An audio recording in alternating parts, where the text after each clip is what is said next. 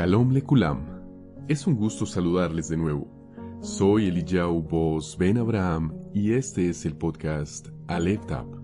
el que fue, el que es y el que ha de venir. En esta entrega compartiré con ustedes el material de estudio de EMC Shalom Internacional que corresponde a la primera aliyá de la parashá número 2 que lleva por nombre Noaj y que significa descanso. Esta aliyá la podemos encontrar en el libro de Bereshit o Génesis, capítulo 6, versículos del 9 al 22. Antes de empezar, damos gracias a quien es bendito por toda la eternidad, al Baruch, Yud-Hei Vav-Hei Hameborach Leolam Vaed, al que su nombre es Kadosh, santo y glorioso, a quien nos sujetamos en obediencia a su Torah de verdad y justicia, guiados por su espíritu de santidad, para ser instruidos y reconociendo que, como dice su palabra, el principio de la sabiduría es el temor reverente a él, y el entendimiento de su mensaje de vida viene como resultado de obedecer y hacer su perfecta, justa y recta voluntad. Las buenas obras que permanecen vigentes sin sombra de variación, porque así es su naturaleza, y viviendo conforme a sus tiempos establecidos para celebrar y recordar a perpetuidad sus Moedim, como lo vemos en el libro de Levítico Vayikra 23,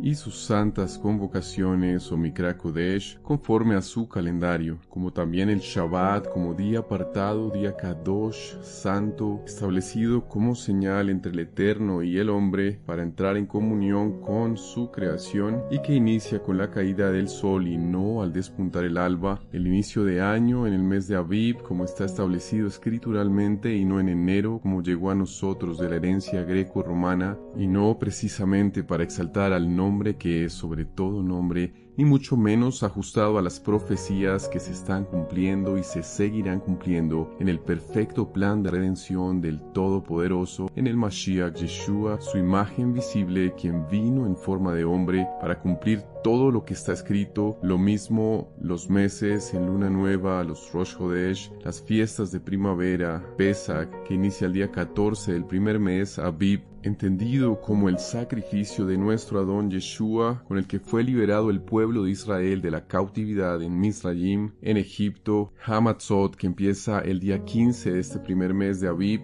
7 días comiendo panes sin levadura, como un ejercicio de deshacernos del Hametz, de esa masa que leuda, esa relación con el pecado y esa inclinación a hacer lo malo que debe ser erradicada de nuestras vidas para poder estar en comunión con el Hakadosh Baruch Hu, el santo bendito, al que solo con una vida en santidad y rectitud podremos acceder a él y a sus promesas. Después el Omer Reshit, esas primicias elevadas al Eterno y que por 50 días, 7 semanas nos llevan a elevarnos para estar preparados y llegar a la fiesta de las semanas, Shavuot, ese reflejo de la resurrección del Mashiach, desarrollando y poniendo en práctica los atributos de la imagen que el Eterno siempre ha querido implantar en nosotros, el Gesed, el amor, la Geburah, la disciplina, el Tiferet, la compasión, el Netzach, la persistencia, el Hod, la humildad, el Yesod, la vinculación y el Malhut, la nobleza, y las fiestas de otoño que empiezan el primer día del mes séptimo con Yom Teruah, el día de la aclamación del regreso de nuestro Mashiach, con distintos sonidos de shofar, después 10 días de expiación, Yom Kippur, donde se practica la negación propia, el ayuno más importante del año, tanto así que la palabra menciona que quien no lo lleve a cabo será cortado del pueblo, y el día 15, Sukkot, la fiesta de los tabernáculos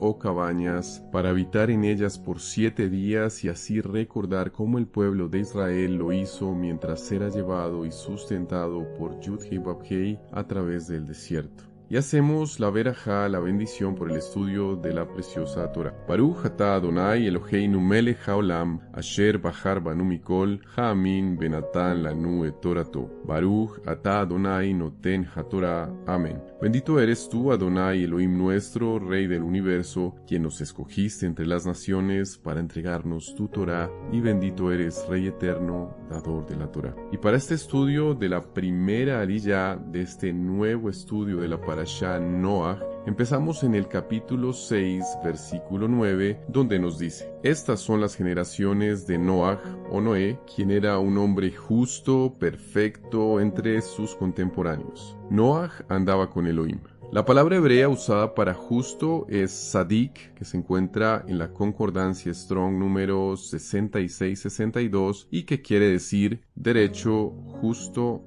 recto. Noah hacía un perfecto contraste con la sociedad de su tiempo, lo que muestra que Yud-Heh-Vav-Heh siempre mantuvo un remanente, una simiente incorruptible. Ante esto surge una pregunta: ¿qué es o a quién la Biblia llama a una persona justa? El Rab Shaul o Saulo de Tarso nos dice en Romanos o Romillim capítulo 2 versículo 13 en relación con la justicia: porque los que solo oyen la Torá no son justos delante de Elohim, los que la cumplen son los que serán justificados. En otras palabras, Noah era justo porque era obediente a la Torá de Yud-Heh-Vav-Heh. Continuamos en el capítulo 6 versículo 12 donde nos dice: y miró Elohim a la tierra, y he aquí que estaba corrompida, porque toda carne había corrompido su camino sobre la tierra. Según el comentarista judío Rashi, la palabra corrompida tiene que ver con pecados sexuales y de idolatría. El comentario del Humash expone lo siguiente: una vez que la gente desarrolla el hábito de pecar, gradualmente va perdiendo la vergüenza y la conducta inmoral se vuelve la norma aceptada y eventualmente hasta obligatoria. En otras palabras, tanto se había perdido el sentido de lo espiritual y la moral que ya el pecado era tan normal que nadie se escandalizaba por él. Y es cuando el hombre llega a esos extremos en los que el Eterno emite juicio.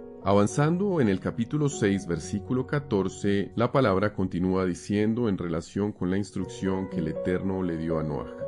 hazte un arca de madera de gofer. Yud-Heh-Vav-Heh decide salvar a Noah y por consiguiente a la raza humana, ya que a través de Noah la humanidad tendría un nuevo comienzo. Es por eso que Yud-Heh-Vav-Heh le da instrucciones tan precisas, las cuales Noah cumplió al pie de la letra, sin añadirle ni quitarle, como lo hace un hombre justo. Estas serían para preservar su vida, y ese es el propósito de la Torá del Eterno. Capítulo 6, versículo 18 nos dice: pero estableceré mi pacto contigo, y entrarás en el arca tú y contigo tus hijos, tu mujer y las mujeres de tus hijos. El Eterno establece un pacto con Noah. Este consiste en la salvación de Noah con toda su familia. Aquí es donde por primera vez se emplea la palabra pacto, la cual habla sobre el plan de Elohim para su pueblo y toda la humanidad, como nos lo dice Génesis o Bereshit capítulo 9 versículos 9 al 17 y que estudiaremos en su momento con mayor profundidad, donde el Eterno dice: yo establezco ahora mi alianza con ustedes y con su linaje por venir, y con todo ser viviente que está con ustedes, aves, ganado y toda bestia salvaje también, todo lo que ha salido del arca, todo ser viviente sobre la tierra. Yo mantendré mi alianza con ustedes, nunca más será eliminado todo ser viviente por las aguas de un diluvio, y nunca más habrá un diluvio que destruya la tierra. Y Elohim añadió: esta es la señal que establezco para la alianza que hago con ustedes y con toda criatura que vive con ustedes, por todas las edades venideras. He establecido mi arco en las nubes y servirá como señal de mi alianza con la tierra. Ya sabemos que ese arco iris no era precisamente el que hoy usan ciertas comunidades para representar sus supuestos derechos.